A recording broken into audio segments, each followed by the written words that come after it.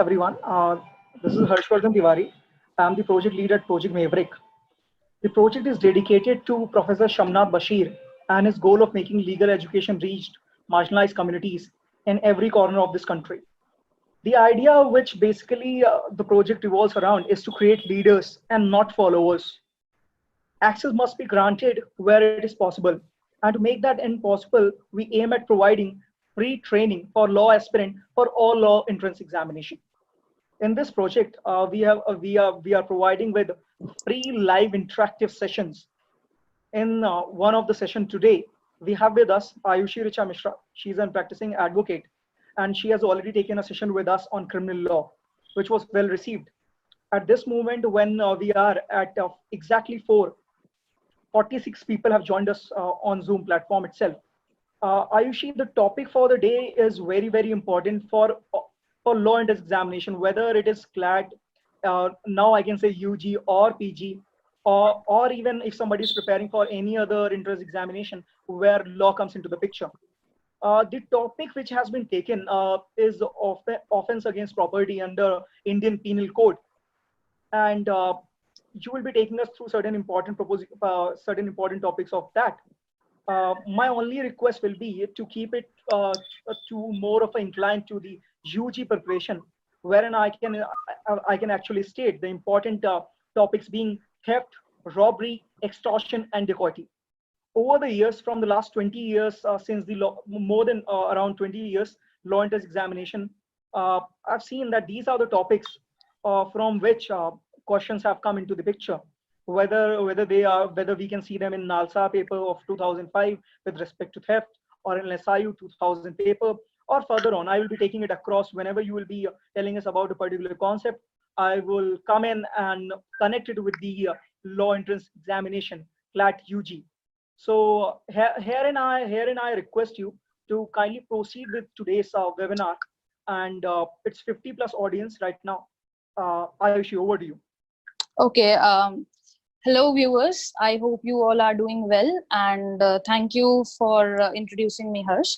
Okay, so let us go through our topic, and we'll first of all have a cursory glance to it. So basically, the topic that we are going to cover today is offences against the property as enshrined under Indian Penal Code of 1860. So before that, let us first go through the concept of what is Indian Penal Code. Basically, Indian Penal Code is a substantive law. Then we have procedural law, wherein we have CPC, CRPC, right? They deal with procedure. And the last one is, many people get confused as to what Evidence Act is. You must have certainly heard about it. So Evidence Act is nothing but an adjunctive law. So we are today dealing with this substantive law, which is Indian Penal Code, which will provide as rights and obligations, what to do, what not to do, right? Because it will provide us the substance. So let us go to what offences against property are. What is property? We need to very well understand that property is basically categorized into two: movable property and immovable property. Indian Penal Code does not specifically define what immovable property is, but it defines what movable property is under section 22, right? So as we all know, what movable property is something which is capable of moving. You can move it easily, right? If I am having a glass, so I can move the glass around. Now, very important topic here is that in fact data is considered as a movable asset, right? Again, it goes into classification of tangible, intangible. I won't get into it, right? So basic things are there, and I have been already told as to where we should be inclined to and what to do. So let us begin. The first and the foremost and the most important topic that we need to cover, and we are going to cover today, is theft. What is theft? So first of all, offences against property is given in chapter 17 from sections 378 to 460, right? And herein there is a huge category of what offences against property are. And I have also seen the trends, and even Harsh has told me that we have seen that questions relating to theft, criminal trespass, mischief, they all are very common here. So theft, first of all, what is theft?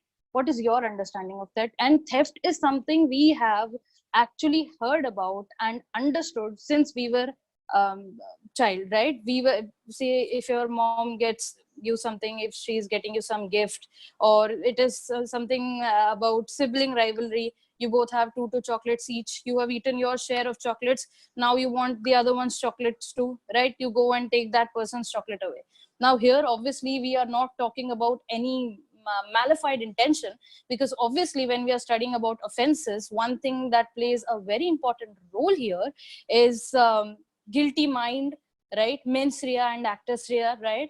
So what is mens rea and actus rea? We've already discussed that in our previous lecture. So mens rea, we'll be only talking about mens rea with regards to offenses against the property, guilty mind, right? So whenever any person, we are going to break down the section here, and I will not go into the niceties of the sections directly. I will just pick out what important ingredients are.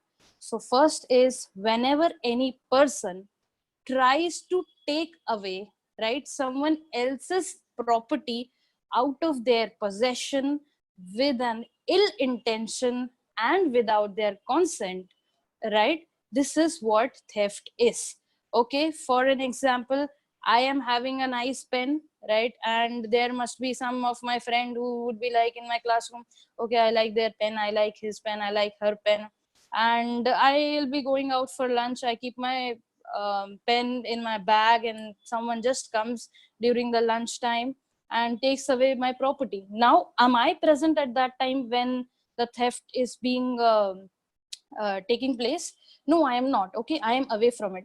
Did I give a consent, or did I allow anyone to come and touch my bag, open the bag up and take the pen away? No, I did not.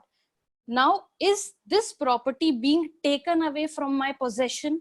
Yes, it is being taken away from my possession. Now, one thing we need to understand again, very importantly, is that here ownership and possession don't actually play much role. Here we are, I'm sorry, here ownership doesn't play a bigger role, but possession does, right? Because I might have given my clothes to the, Mistri wala bhaiya or the iron man, right? So he takes, I give him my clothes and I'll tell him that, okay, inko iron karke give it to me back, right? And now after 5 days, I'm supposed to go and pick my clothes up, and same day some other person comes and take this away, that okay, I'll take that away. Or even if the Mistri bhaiya doesn't know, right, कि someone is taking it away, again it is being taken from that person's possession. Clothes are mine, now my clothes are in whose possession? They are in the possession of that istri wala bhaiya, right? And from his possession, if someone takes away that property, it would again be theft, right? So again, first is any person, second is that takes away, third is any movable property. It is very specifically mentioned in the section itself, any movable property, right, out of the possession of some person, obviously without their consent, and also with a dishonest intention, right? I'll give you a very simple example. For example, wherever I live, there are a lot of trees planted over there. There are a lot of mango trees or whatever. Someone comes in, okay, winter season hai, someone comes in my premises, they enter, they chop the tree away, and they have taken it out, right? Now, would theft apply to it or not? Okay, does the concept of theft actually come into picture? Now you must think that you said movable property, and if we talk about trees, they are actually attached to earth, or they are attached to the land. So now when someone is actually severing it away, right, so it must be, again, one of the explanation states that it must be capable of being severed away, right? And I will give you one more example. Okay, so I believe you have watched Gadar, and if not, you must have seen a lot of memes of taking that hand pump away, right? So ek premises hai, Mr. Our hero of the movie, he goes into that premises, he sees hand pump hai, okay, and he goes and takes that hand pump away. Obviously the hand pump was attached to the earth and with all that mechanized process, but now what he does, that since he had that 2.5 kilo ka haath, he actually severs that hand pump away and takes it away. Now, what actually comes into picture here is that it is definitely a question of theft. Why? Any person takes away, he takes away any movable property. He was convincingly able to sever that hand pump out of the land. Yes, he takes away out of the possession of that person. Yes, he takes it out of the possession of that person, right? Did he have a bad intention? Yes, he did have a bad intention कि नहीं, इन्होंने मेरे area में या मेरे area में hand pump नहीं है, I'll take it away in my place. In my previous lectures also, I have stated that your motive may be fine, but what you are doing here is a wrongful act, right? Which is obviously punishable under the existing law, that is the Indian Penal Code, right? So I hope you understood this concept of severing the tree away and how it plays a very important role here. Another example is that, see, if I have a pet dog, right? So maybe someone likes it very much because of the cuteness of the dog, or someone miserably hates him because maybe the dog barks, or for god knows what reason, they just hate the dogs. So what that person does is that I may be at office, or I may be in my room, and I am not actually aware of what is happening outside.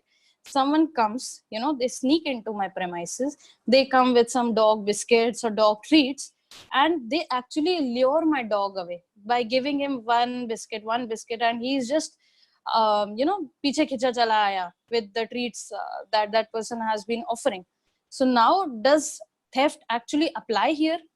Yes, it does. Theft applies here. So I would ask Harsh here to please come and actually converge the topics with regards to what have been asked in the question papers and what we need to understand actually with it.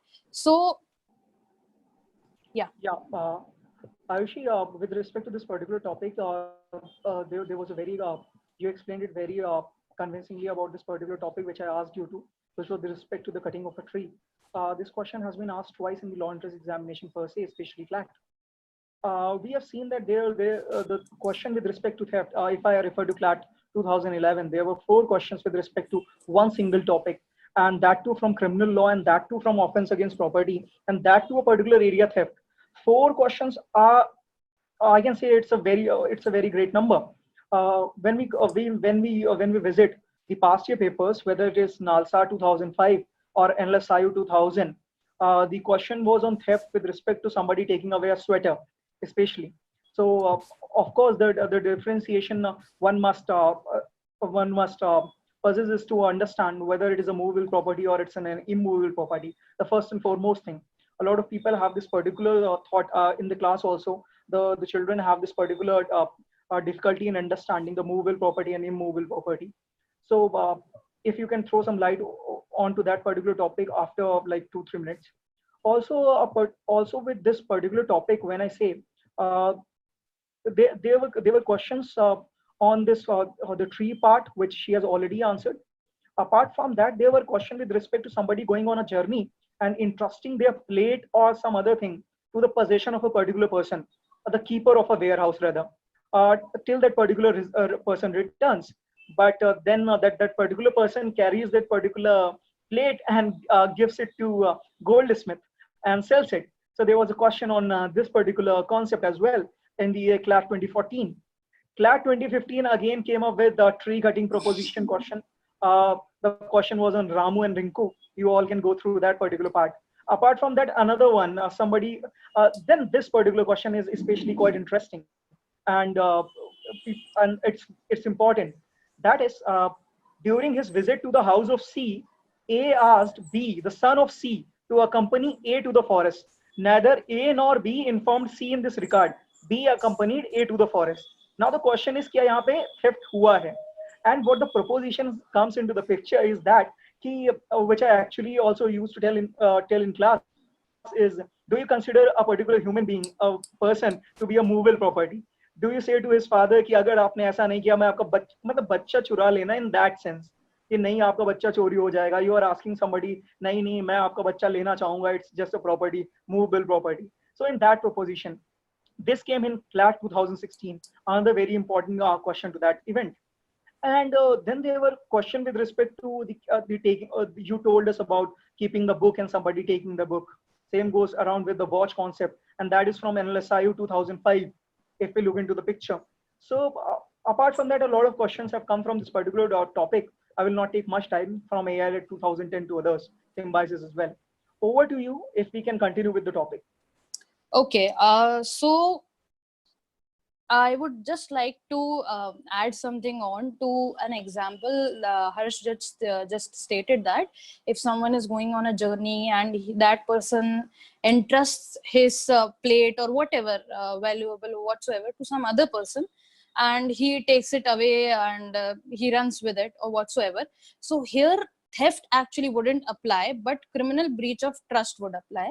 And if I get some time here, so I would definitely like to throw some light on these basic topics also, so that it would clear your confusion, not only for the law exam entrance perspective, but also for the futuristic view, if at all you need some clarity for your law schools also, right? So coming to the topic of theft, I would just like to read out some of the important what I would say illustrations that are actually, I came to know about it quite later, that in the illustrations of the sections itself are somehow retaliated in the exams, and they are posed as questions. So first one I would like to read is: A finds a ring lying on the high road, not in the possession of any person.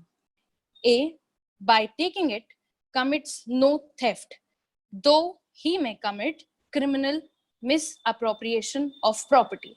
Again, these are some different topics that I will cover up. I would like to move to the important point what Harsh actually asked me to cover. That is, what is movable property and what is immovable property. Okay, property actually is something, we all know. We can talk about a property in the form of a building, in the form of a plot, in the form of a vessel, right, in the form of a tent or anything like that. Okay, so this, now we will cover the two important parts, is movable and immovable. So movable property is something which I am, okay, me as a person, as a normal being, or me or 2-3 people collectively, we are able to move it away, we are able to take it away, right? So if there is, say, a swing in someone's park, in someone's private property, and I want to take it away, right? So I will ask my friend, okay, come, we'll just steal that swing away. So what will I do? I'll ask that person, and we can easily sever that thing from the ground. Okay, so these things are very important. One is something which is attached to earth, something which is attached to land. And what immovable property is actually particularly mentioned in the Transfer of Property Act. Immovable property is something which you actually cannot move, right? Now if I am taking someone's papers away and I'll say that, okay, maine uski property hadap li, then again theft wouldn't apply here. Now I would like to take you to the next topic, which is extortion, and which is covered in section 383 of IPC. Now what is extortion, or in our simple language, what is blackmail? What is blackmailing someone? So right, so if you blackmail someone, someone is threatening, right? A is threatening B to deliver a property to him or deliver a property to that person, right? So I am threatening my sister that, okay, you already have a lot of property in your name, right? So write this property in my name. Or I am threatening some person, right, stating that, please give me 10 lakh rupees, please give me 20 lakh rupees, I have your child in my possession, right? Everything you study with criminal law, you always have to see two angles. First one is guilty mind, and the second one is act. Okay, act and omission, right? That act must be a wrongful one, and the second one is guilty mind, which has to be there always. If you want to understand offenses, if you want to understand anything with regards to IPC and offenses, this is very important. So first is putting in fear. Second is inducing someone to deliver the property, right? Now how would I induce? If I am asking someone that, okay, give me your property, or give me your new mobile phone that you got, or give me a new your gold chain or your gold set, whatever you're having, give me your laptop, would that person just give me away right away, like without anything, without saying that no, I wouldn't give to you? what do I need to do now? I will obviously try to inflict fear in the minds of that person, right? I would try to inflict fear that if you don't give me your laptop, I will slap you, I will beat you to death, right? So these things are there. Again, first is putting in the fear. Any person who puts the other in fear, right, obviously with an intention which makes that person to deliver something or to deliver that property, then these simple things become extortion. Okay, extortion is actually a very simple topic. You must have also seen it in movies also, right, about extortion. Someone is extorting, trying to extort money. How do they do that? How do they do that? Right, by obviously putting someone in fear. Now what is fear? Fear of mind, body, and reputation. You need to understand it very well, right? So I am saying to some person that I will actually publish a libel against you, right, if you do not write off your property to me, right? If I will kill your mother, I will kill your father, I will kill your sibling if you don't write off your property to me. Now this person actually gets into fear and says that, okay, property rakh lo, but please let me away, please leave me alone, right? Now what you need to understand is that extortion only completes when delivery happens, when the property is delivered. If the property is not delivered, then there won't be any extortion attracted to this picture, right? Now one thing that many people get confused of is between so some questions may arise, and they are definitely genuine questions, as to how coercion, that you must have studied or you must have heard of in the Indian Contract Act, and extortion is different, right? They are definitely two different things. So when we are talking about coercion in Indian Contract Act, in coercion, definitely there is fear. Someone is trying to put fear in someone's mind. Okay, there also they are saying, okay, do this, do that.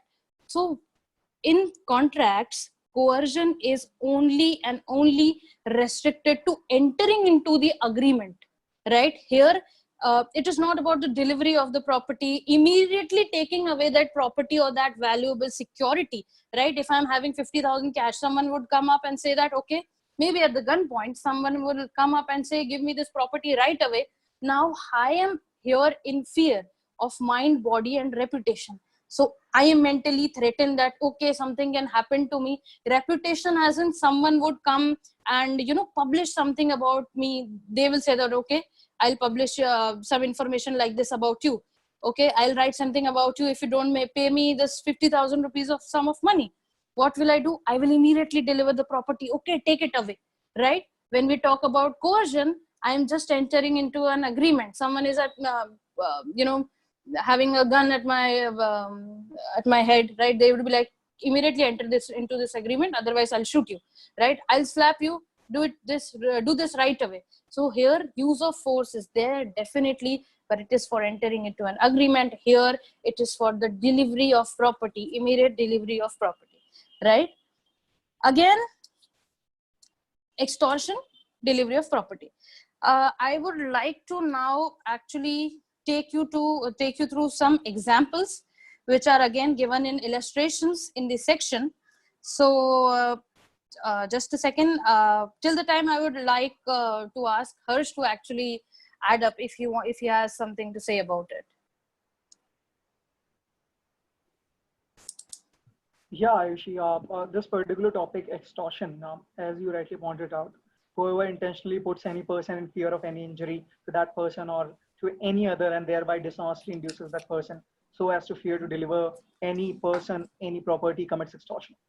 So this particular, a question was asked in AI Lit 2010, and that was really very easy after reading this particular rule. The question was, somebody enters another person's house, got hold of that person's daughter, and threatened to stab her if that particular person does not give him rupees 10,000. This could actually change immediately. At this point, that particular person agreed to do so. Now, this particular person is the particular person who threatened is being prosecuted for extortion. The question was with respect to whether there was extortion or not. So what insight we could take out from this particular rule was that there were two ingredient. There were two essential ingredients for extortion. First being intentionally putting a person in fear of injury to himself or another. So first and foremost, the aspirant must be clear about this particular point. It is not necessary that only the other person has to be in fear of injury, because what we watch in Indian movies is that in Indian movies it is said कि मैं इसे जान से मार दूंगा वरना तुम मुझे इतने रुपए दे दो. But herein also that particular person can also be put into the fear of injury, like uske upar bhi. That is the first point. The second being dishonestly inducing the person so put in fear to deliver to any person any property. Now to deliver to any person is important. It is not essentially that it must be delivered to that particular person who is putting this particular person in fear of injury. So these are the two pointers which actually I see are important when it comes down to the topic of extortion. And the question has been asked in AI Lit 2010 and also in the papers of in the past year papers of NALSA, and also twice in Symbiosis Law Aptitude Test and once in BLAT. Over to you, Ayushi. Okay, this was a great clarification that came up from Harsh. First is intentionally putting that person is fear, putting in fear of injury to himself or another to deliver something, right? Deliver a property or valuable security. Property, we know, something, a movable property, right? And valuable security, as to what is valuable security. I have some money, I have some assets, stock, shares, trades, or whatsoever, right? Second is dishonest inducement, right? Dishonest, why again I actually clarified as to what dishonest is. Dishonestly, fraudulently, they come with two very important pointers. One is wrongful gain and wrongful loss. Here obviously wrongful loss would be caused to that person, right? And wrongful gain here could be temporary, as he said that the delivery can be to himself or to some other person. And the third one, and yeah, so, and one more thing is that section 385 of Indian Penal Code actually punishes someone who tries to put, who attempts to put someone in fear, or someone who puts in fear or attempts to put that person is in fear. Now I would just like to differentiate, give some small differentiation to you between theft and extortion. First, extortion is that in extortion somebody wrongfully obtains owner's consent, right? So someone is actually putting me or someone I know in fear, right? And they have actually obtained my consent. In theft there is no question of consent. Okay, I don't even know if some of my property is being taken away. Second is that in extortion, the extortion can be of movable and immovable property, right? But when it comes to theft, it is only and only of movable property. The third one is that in extortion, the victim himself delivers the property, right? Delivers the movable, immovable property or the valuable security in question to that person or to someone else, right? In theft, the property is taken away without anyone's consent. Now we'll move on to the third very important topic is what is robbery, right? Section 390 of Indian Penal Code defines robbery. Now, what is robbery? Robbery is nothing but an aggravated step of maybe theft and extortion, and maybe both, right? So what is theft? We have already seen someone is dishonestly taking away someone else's property with a malified intention without their consent, right? In extortion, we have seen that someone is made to deliver that property by inflicting fear or injury to the fear of injury to that person or to someone else, right? So here, when robbery becomes theft, in robbery there is only one and only important thing that you need to understand. Here, fear is of causing death, right? Causing instant death. Now someone is coming up to me and he'll say that, okay, I'll kill you right away, right now, deliver this property to me. Okay, now what is happening here?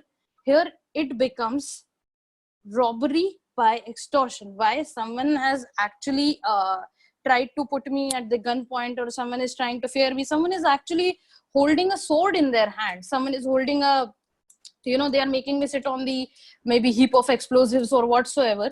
So here I am having, or I may have a fear about someone else, that okay, I will put your child to death. Now here also, what is that, what thing that actually activates or triggers me is that, or triggers are very important ingredient here, is that there must be a fear of causing instant death, right?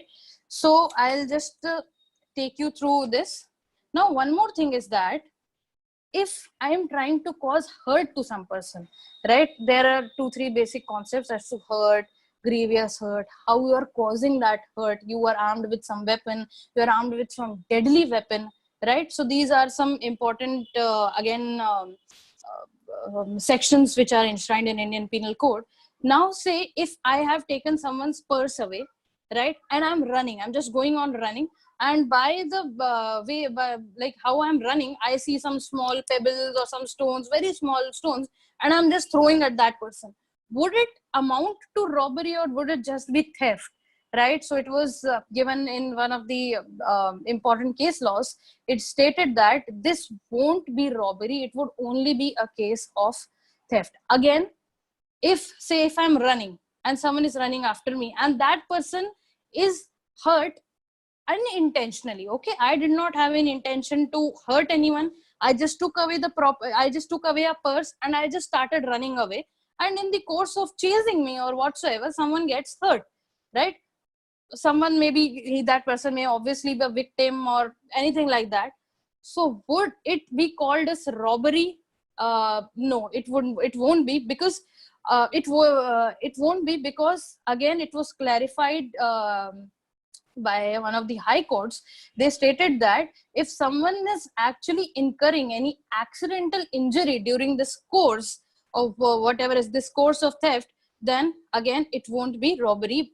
Any harm must have been caused by me to other person, to the victim, that must be voluntary and intentional, that I actually intentionally take out my gun and shoot at that person, even though it may be at his hand or at his leg or whatsoever, right? So harm that has been caused by me has to be voluntary, has to be intentional. Okay, कैसे बोलते हैं, and they say that कि okay हमारे घर में चोरी हो गई, okay, someone has robbed us, हमारे साथ robbery हो गई. Now what is happening, रात में आप, you are going on the roads, someone comes and stops you, right, and they said okay रुक जाओ, where are you going, what are you doing, whatever you have, give it up to me.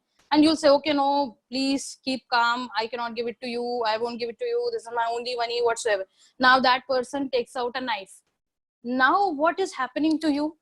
You are obviously in fear. Or that person would say that okay, I'll take this, your daughter, your sister, your brother away if you're not giving me the money, right? So here fear is there to you, right? When now the next thing is that if some person is going on a road, right, if there is a lady who's going on the road, you must have heard the cases of someone has snatched someone's nose ring, someone has snatched someone's earring, someone has snatched their chain, right? So that person is actually going on the road, and two bikers, they both are wearing the helmets, they come and they snatch away that lady's earrings or nose ring. Now what would actually happen here? Here the lady is wounded, right? Definitely blood is flowing. Then what would happen? Would it be just be normal theft, or would it be robbery? So definitely it would be robbery. Now the next important question here is that, just a second. Yes. So first of all, in robbery is nothing but an aggravated form of theft and extortion. We have seen the both ingredients. All the ingredients have to be there of both theft and extortion. The third one is there must be fear of violence. There may be some violence against me. Please keep it in mind. Other than anything, any word or whatever you see, only thing that needs to be kept in mind is that here there is fear of violence. Wherever there is fear of violence and the ingredients of theft or extortion are both inclusively combined and fear of violence, it would become robbery, right? The fear here would be of causing death, hurt, or grievous hurt, right? Death means someone is dying. Hurt means, okay, I'm injured, I got hurt, but I'm fine. And grievous hurt is something that, okay, that is very dangerous. I'm carrying a bat and someone hits me bat 3 times and I'm hurt. So that would actually be grievous hurt, right? So these are the basic things that you need to see in robbery. And I would now ask Harsh to actually help us as to the other questions that may have been asked in the past years. Okay. So onto that, Ayushi, there were questions with respect to this particular topic as well, office against property, that was in the year 2010, and that was in the paper of AI-led. The questions was with respect to the theft being theft is robbery. The first was with respect to theft being robbery, and the question was some A entered B's house to take away her TV. When he was carrying away the TV out of the house, he encountered B near the door. He left the TV behind and ran away. The question was it a theft? Was it a robbery? Was both theft and robbery, theft nor robbery? So this was the first question. The answer yes. The answer, there was no fear of injury, that you already told us. So the answer was it was a theft. Then there were another question. Theft is robbery in order to committing. The same thing happened, but when he was dropping the A entered B's house and was taking away her wallet and leaving the house. When he encountered B, he dropped the wallet but shot her while escaping. Now this was the question, whether there was a robbery or not. So yes, then this particular concept of cause any person death or hurt or fear of instant death or instant hurt came into the picture, and the answer which was taken by AI was that it was a robbery. So these were the two important questions with respect to this particular topic of extortion. Ayushi. Okay. So again, I would just like to again differentiate between the two: theft, when theft becomes robbery, and when extortion becomes robbery, right? When theft becomes robbery, when there is fear of violence of causing, right, death, hurt, or grievous hurt. When extortion becomes robbery is that the offender is actually in presence, right? The offender is actually in presence of getting that property delivered. Means I am there, right? I am the extorter, I am there, and I'm asking that, okay, give away the money, I have the knife, right? Here it becomes, the extortion becomes robbery. Okay. Now, if there was this very important case law that actually I encountered, it is that if a police officer puts some person into fear that if you don't give me these valuables, right, I will put you behind bars, or I will just beat you to death, then what would it become? Or you will be imprisoned. Then what would it become? It would become robbery. It is also one of the important case laws I came across. So now, moving further, our next topic is dacoity. Dacoity, which is mentioned under section 391 of IPC, Indian Penal Code. Now, dacoity more or less, or most of the times, is read with section 34 of IPC. As I told in the last lectures also, 34 of IPC talks about common intention. Now, with dacoity, again, dacoity is the aggravated form of robbery, right? Theft, extortion, वो दोनों का aggravated form is robbery, and the aggravated form of robbery comes here as dacoity. Means सबसे ज़्यादा harmful and सबसे ज़्यादा dangerous कौन सा है इन सब में से? That would only be dacoity, right? So what happens in dacoity is that everything we have talked about, we've discussed about happens, but there is an involvement of 5 or more persons, right? So if 5 or more persons are involved, they conjointly, right, togetherly, conjointly commit or attempt to commit robbery, then this becomes dacoity, right? One more important topic is that it has been ruled out in a lot of judgments, and again in the illustrations, and that may actually also appear as a question to you all in your law entrance examination, that someone's presence is very important here.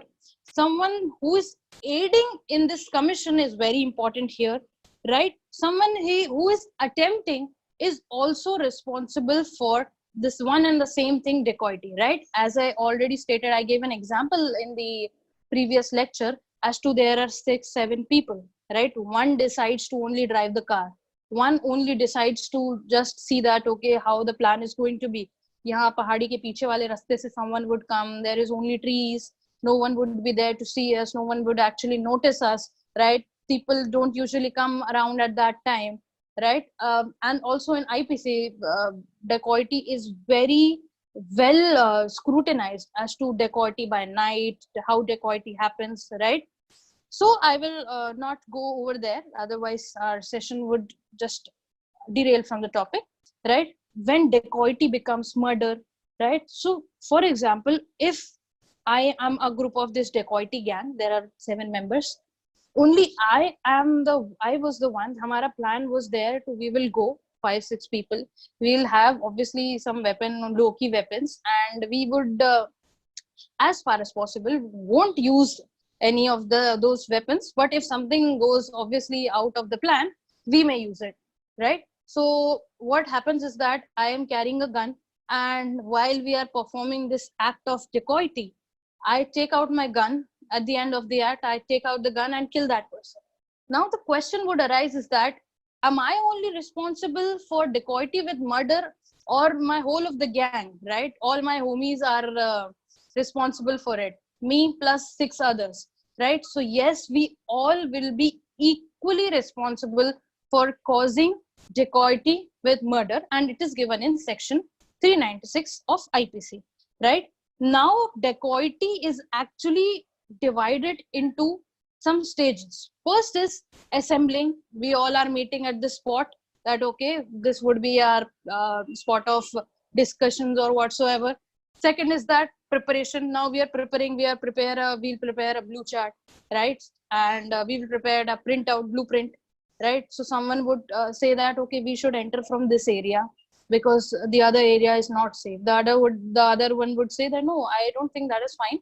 And even if someone is trying to tackle us, or if someone is trying to stop us, we can actually push him off the cliff, right? Or push him off that road, that narrow escape, right? So some or the other way, someone is giving inputs or not. Or even if I'm just sitting, but I'm part of the group and I'm like, tum log sab planning karo, and I'll just sit and see. It is my first time experience, so I won't actually participate much, but I'll just listen, and choti moti, if you needed some help, I'll be there helping you.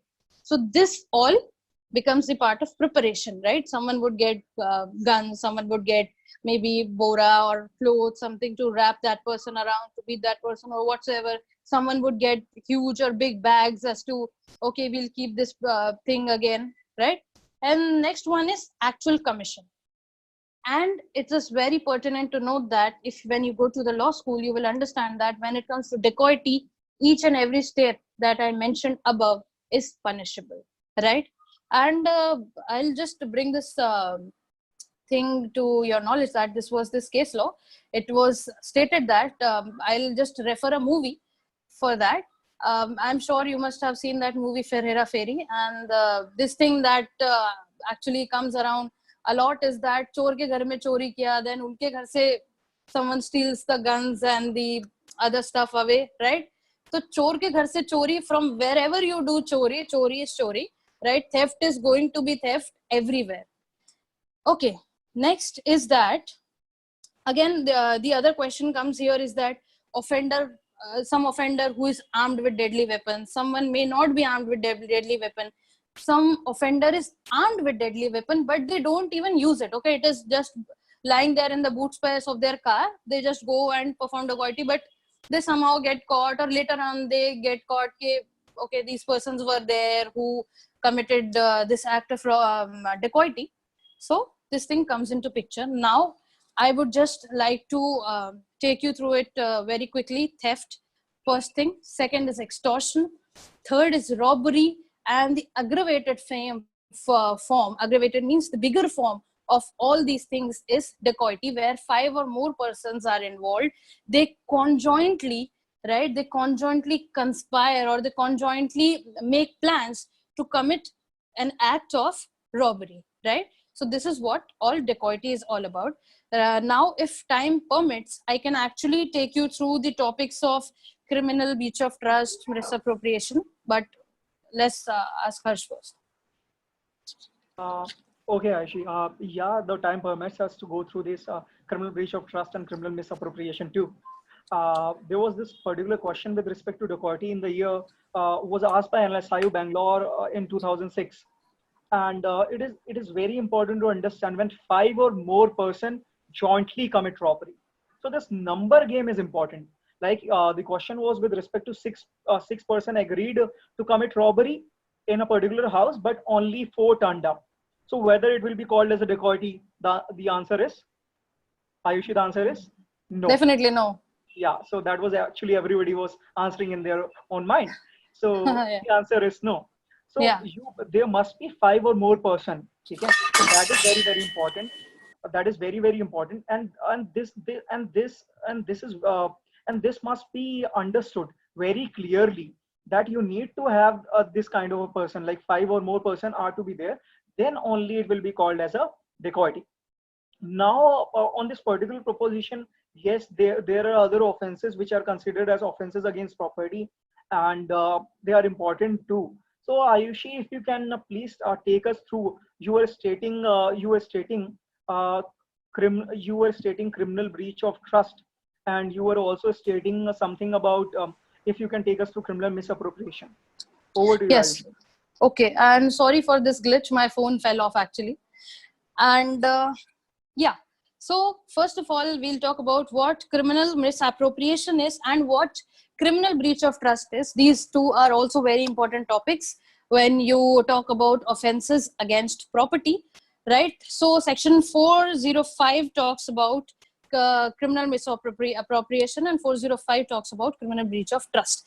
Right now, what is misappropriation? And a lot of times people get confused between the concept of criminal misappropriation and criminal breach of trust, right? So in criminal misappropriation is also known as dishonest misappropriation. And when the word dishonest itself comes into picture, right, then we know that there are three things that are going to come into picture. Is that someone is going to have a wrongful gain, someone is going to have a wrongful loss, right? And again, so misappropriation or conversion happens, means someone misappropriates the property or some stuff, or someone converts the stuff, right? Second is that they have it for their own use, right? So these things are very important. Please keep it in mind. I am telling you the ingredients in a very in very short. First is that there has to be misappropriation on conversion of the property. Second is that misappropriation or conversion has to be there for his own use. And the third is that there has to be any movable property, right? So an example of that, an example of it is that, first of all, if I am in possession of something, right, and if me and my friend, we decide that we will buy this property together, and we'll maybe run a gym over there, or maybe we'll run coaching classes over there. So here we two both have the possession of it jointly, or even if we let that premises out to someone else for their use, until and unless innocence is there, right, and until and unless that person actually uses that thing for his personal for his personal usage, or that person converts or misappropriates it for its personal use, there won't be any criminal misappropriation, right? Again, if me and Harsh, we invest in a property that we'll say that, okay, we'll run a coaching center, right, or we'll run a gym, right? Initially we both had clean intentions. Later on I see that, okay, we are having quite a good business, and I think we can I can actually take out some money from it. Maybe Harsh will come to know, and maybe Harsh will not come to know. So the initiation of this act was innocence, but later on my mind changed, right? Later on I decided to, okay, maybe I'll embezzle funds. Okay, Harsh may come to know or Harsh may not. Here both of our things are at stake, but I am someone who is holding a guilty mind, who is holding a dishonest intention against Harsh, and I actually take out benefits, reap out benefits out of that property or the possession, that thing that is in his possession. here something which is very important is that the most important element of criminal misappropriation is dishonesty, as I've already stated, and it must be for its personal use. Now, this very important question is that if Harsh and I are partners of this firm, right, and I'm using some money for my personal use, right, I'm paying my property rent, or I'm paying my personal rent, I'm doing my recharge out of whatever the property of that partnership is, then this won't actually become a criminal action. That would just be, I would just be liable to pay damages civilly. Otherwise, no criminal thing is involved. Next thing is that what misappropriation is. Say if some person is who's living alone, who's maybe aged, and his children are not in contact or in touch with him, and he just lives with his servant. Now what happens is that one fine day, this owner dies a very natural death, right? As stated, he was at his old age, so he dies a very natural death. Now what this servant does is that he takes away all the furniture and all the money, right? Now when he takes away all these furniture and the money, what he is doing what is he doing here? He has converted the property for his own use, right? He has misappropriated the property. He is taking it for his personal use, and money and furniture, as we know, is definitely a movable object, right? Is a movable property. So you can, I hope, understand by this very important question. Now, the other important question is that if some person, if a person is finds a purse on the road, okay, and he is immediately arrested, okay, he is immediately arrested. If someone finds a purse on the road, he is immediately arrested. He takes out the purse, puts in his pocket, and the police wala guy sees it. Oh, okay, you are taking that property away, and he takes it. He is arrested. Now, would criminal misappropriation apply here? No, it won't apply here, because he never actually used the property. He never actually used that property he took away, right? So this won't be criminal misappropriation, but it would be theft, right? The next important topic is section 405, which is criminal breach of trust. Now, what is breach of trust? If someone is entrusting something to me, if someone is entrusting a property to me, their property to me, now it is my duty to take care of it, right?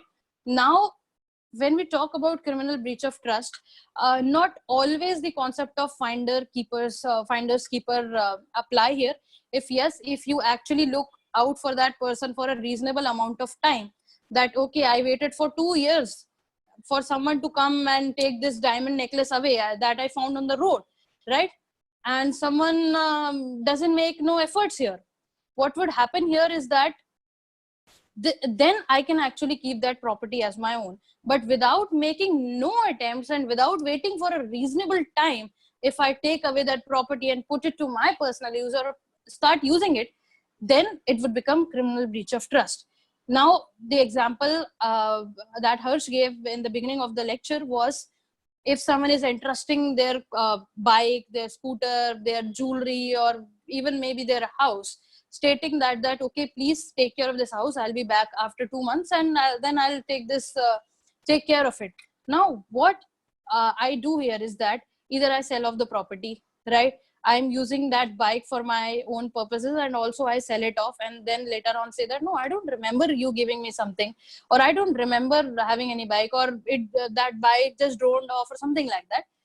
Then this would become a criminal breach of trust, right? So I'll just run you through the ingredients. First is that someone is entrusted with the property or any dominion over that property. Second is that someone dishonestly misappropriates or converts that property for its personal use, as we studied in as we just talked about for criminal misappropriation. Third is that he either uses it or disposes it, right? Someone leaves me with their grains or with their money, I just go and buy a new iPhone for myself, right? Now, what will happen is that someone is entrusting me with their money or the valuable security. I am supposed to keep it as it is, or maybe care for it somehow, a little bit, and return it back to that person. And the third is that I may also be under some contractual obligation, right? If someone is leaving their property with me, I am obviously obligated to take care of it as my own, right? So maybe that person enters into an agreement, or even if say I am giving my property to the bank, right? I am leaving it for mortgage or something like that, right? So that person, what that person does is that I'm keeping my money or my jewelry, that person melts away that jewelry and buys a new car or flat for that person, for himself, then that would be criminal breach of trust. So this is the basic outline of what criminal breach of trust is, right? First, entrustment of property. Second, that property must be in trust, right, between two people. He uses it, misappropriates it, or converts it. And the third one is it is against the direction. Obviously, I won't give my laptop or my jewelry or my car away to someone and I would say that isko melt karwao and make a tractor for yourself, or sell this car off, or buy a tractor for yourself, or a Mercedes or whatsoever for yourself. So these things are very much important. It is against the direction. So this is what criminal breach of trust is. Harsh, do we still have time, or should I move further on? Yeah, Ayushi, the topic which you have taken out was with respect to criminal misappropriation and criminal breach of trust. Yes, criminal misappropriation was asked in AIL at 2013. The question was with respect to somebody taking away another person's umbrella in good faith, believing it to be of his own. He starts using it, and later on, his wife tells that particular person, "No, this is not us. This belongs to someone else." But this particular person, after knowing this, dishonestly keeps the umbrella. So the question was whether it is a criminal misappropriation or not. This was asked by the AILET in 2013. So this became really important. Uh, again, then you told us about criminal breach of trust. So this topic has been asked like it's a repetitive topic when we come down to when these options are provided for criminal misappropriation. There's also one option with respect to criminal breach of trust. So that is how close these concepts are. Apart from that, yes, there was a question with respect to this particular term featuring out. This was in CLAT 2009. If this was not related to this, but the question was with respect to criminal law and having an option of criminal breach of trust. The question was, if a witness makes a statement in the court knowing it to be false, he commits the offense of forgery, falsehood, perjury, and criminal breach of trust. Of course, to the kids who the answer is perjury, C. So this was asked also.